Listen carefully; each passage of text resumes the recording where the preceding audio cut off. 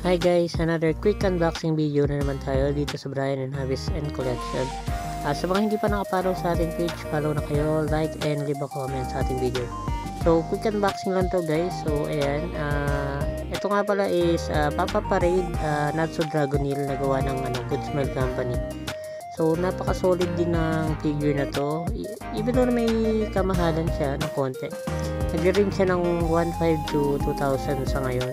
Kung makikita nyo naman itong figure na to, hindi naman siya tinipid sa detalye kasi napaka solid talaga ng details niya guys. So pulido yung pagkakagawa dito.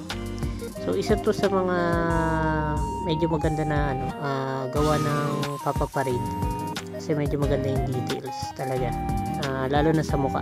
Yun, sa mukha medyo maayos yung pagkakakulma ng mukha nito. Kung makikita nyo naman sa video natin, lahat ng side is binidyohan ko para makita nyo talaga side by side yung figure.